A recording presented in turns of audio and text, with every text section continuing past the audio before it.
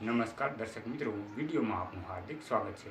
તો દર્શક મિત્રો, અત્યારે હાલમાં જે એક આધાર કાર્ડને લઈને એક અપડેટ આવી ગઈ છે, તો કે હવે નવું આધાર કાર્ડ આવશે। અને નવું આધાર કાર્ડ કેવું આવશે, તો દર્શક મિત્રો તેમાં તમારો ફોટો અને QR કોડ આ બે જ વસ્તુ આવશે।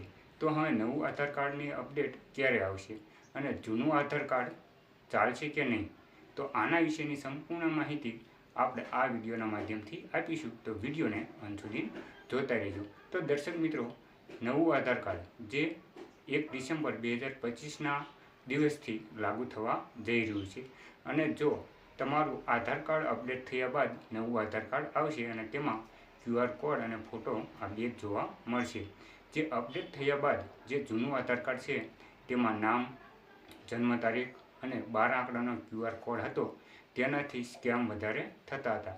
એટલે હવે અપડેટ થયા બાદ હવે જૂનું આધાર કાર્ડ ચાલશે નહીં, એટલે નવું આધાર કાર્ડ ટૂંક જ સમયમાં આવવા જઈ રહ્યું છે।